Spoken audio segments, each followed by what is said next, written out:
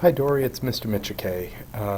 We're doing something a little bit different with these essays. You may not have had this experience before, but I'll be reading through the essay and commenting as I go through on what I see. And you'll have the chance to listen to this and take some notes on what you heard from my comments. And then we can sit down together and look at it and look at the rubric that we have for essays and see how yours holds up to those standards. So I'm looking forward to talking with you about it, but let me start just by reading your essay. Meet Chicago, the Malleable Powerhouse. Analytical essay. I love the title. It's great, it's creative, it has to do with your argument. You can drop the analytical essay piece, so the title could just be Meet Chicago, the Malleable Powerhouse.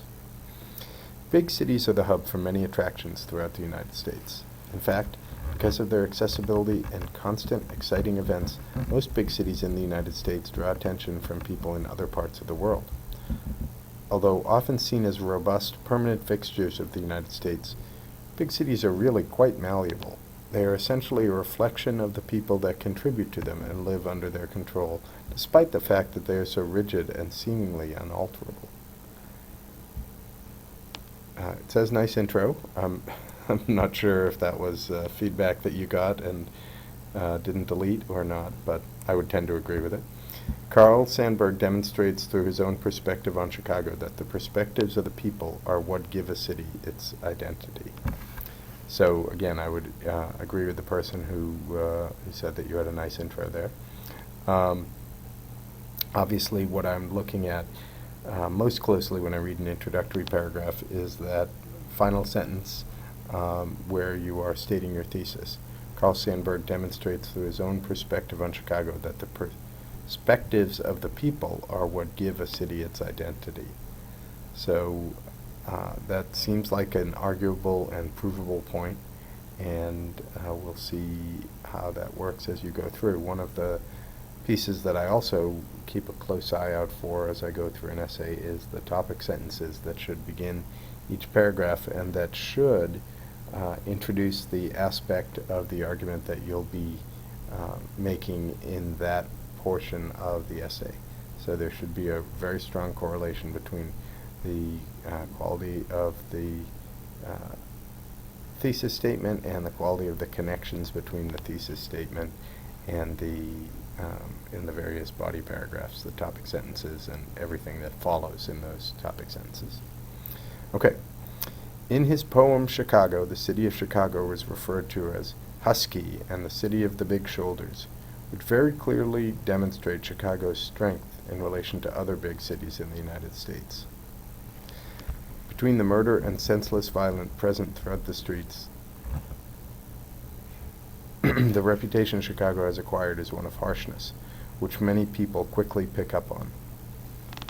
So I'll start by saying that I don't see the obvious connection in those first two sentences between the thesis statement and your body paragraph. So what I'd be looking for is something that is an example of how Sandburg demonstrates through his own perspective that the perspective of the people are what give a city its identity. I don't see anything in there that does that, and it really should be at the top of your paragraph, because the rest of your paragraph is then simply elaborating on what you've said in your topic sentence. So that's a little bit of a problem, but let's see how it plays out.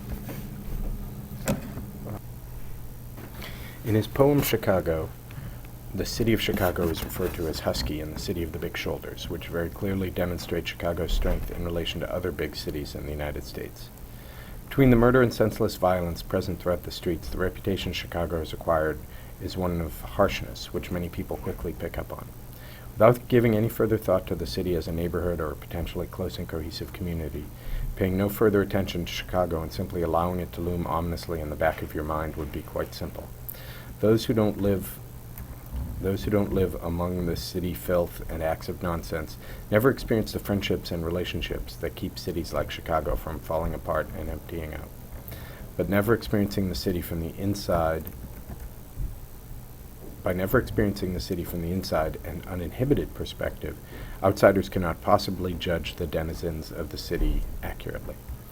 Well, I think, interestingly, I think that last sentence would be a good topic sentence, because it seems to me that that is really the focus of the paragraph, or that is the piece of the paragraph that makes the most sense as a component of the larger argument. So you might want to consider using that up front instead.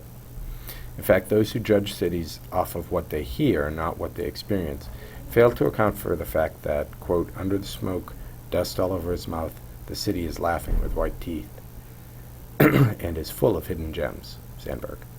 By nature, humans are prone to snap judgments, and in a place like Chicago, where strong messages of violence are given off naturally, most people simply assume, based off of their snap judgments, that it's in their best interest to stay away from Chicago altogether.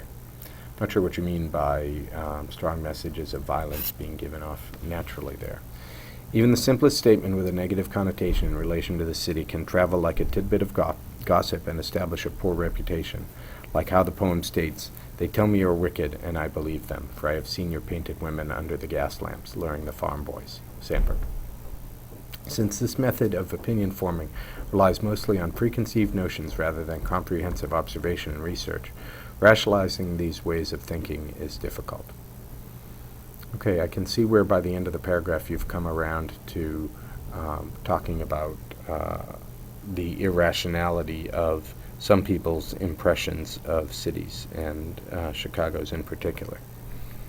After proper maintenance, the second most important factor in the success of a large city is the pride that it is generated among its supporters. Crime-filled cities like Baltimore and Chicago generate such a prideful and loving following, which all starts from the simple relationship with one another in small neighborhood settings. These small neighborhoods make up the city's geographical status as well as their social structure, and cumulatively, each neighborhood contributes to the general pride of that city. Each neighborhood plays its own small role in making that city's residents proud to live there, and the best of cohesive neighborhoods play their part the best unintentionally.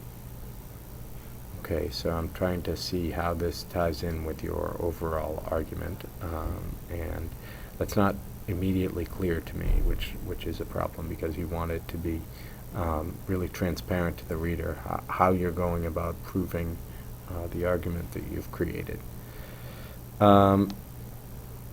In cities with permeating troubles like high crime or eternally bad weather, the aggravation often drives the denizens closer together through their commiseration.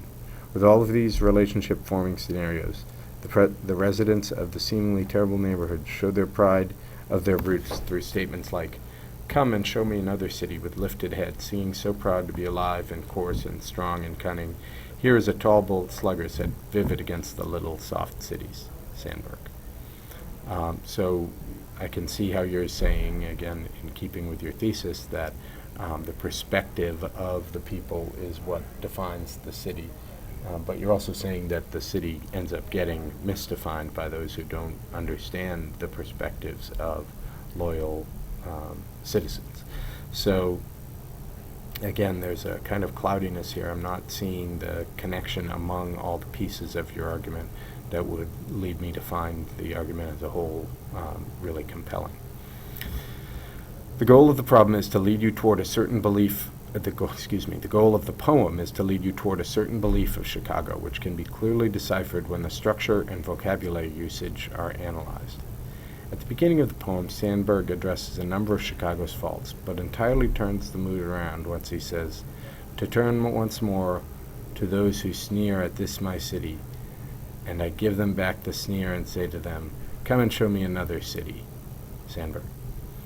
In terms of structure, the poem begins with the harsh preconceived notions of Chicago that come from an outsider's perspective, but the poem wraps up its final message on the complimentary side, leaving the reader feeling as though Chicago is actually a worthwhile city to pay homage to.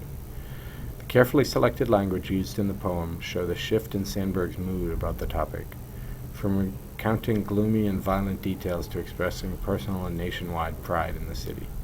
The most significant example of Chicago's relationship to the other big cities of the United States that is quickly apparent is the change from the beginning of the poem referring to Chicago as, quote, the nation's freight handler.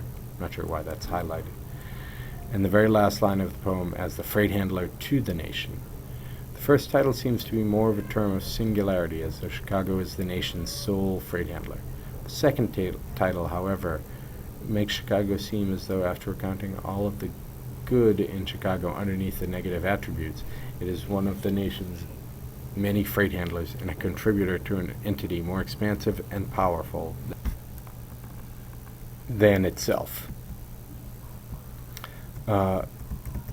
So again, I'm a little bit concerned about how this is helping to demonstrate that the Sandberg's point that the citizens are the ones, or the people taking perspective on the city, are the ones who end up creating what exactly that city is. I like that you've dug into the mechanics of how Sandberg is setting up the poem itself, and I think that's important, but I'm not seeing the connections to the overarching argument in the way that I'd like to. Individuals all throughout the nation have different opinions of large cities in the United States, which are all a function of personal experience and tolerances. Those who are not accustomed to the constant exposure, violent crime, and high cost of city life find cities like Chicago to be unpleasant and not worth the troubles they would cause. But they are simply outside voices. Inside voices are of the people who have seen both the city's base and peak, and can truly sit back and make an informed decision on what kind of city they lived in and whether they viewed it positively or not. No quantity of data, statistics, no quantity of data, statistics, or idle observation could replace first-hand relationships and legitimate experience in terms of deciding the value of a city. But this value is just as biased toward prideful residents as it is against outside observers. Loyal inhabitants who have never been able to refer to anywhere else as a home will obviously honor the city that created them, which is a precise feeling that Sandberg generates in the second half of his poem. Okay, you come back a little bit more effectively to the idea of the perspective of the citizens being a major part of the perception of the city itself and the conveyance of the city itself, which is helpful. I think, consistent with some of my other comments, I think what would really strengthen this essay further is a stronger alignment between the body paragraphs and the main thesis statement. And one of the ways you get that is by having topic sentences for each of the paragraphs that really are linked back to the thesis statement and that help to prove some aspect of that thesis statement. And then everything that follows in the body paragraphs after that is simply explaining and supporting and illustrating the points that you've made in the topic sentence. So that organization isn't there at this point, and that's holding you back a little bit. You have great ideas. I think the argument itself is compelling, but until you've made that alignment more explicit, I think this essay won't be as strong as it could be. So I look forward to talking with you some more about this, and thanks for letting me read it. Bye.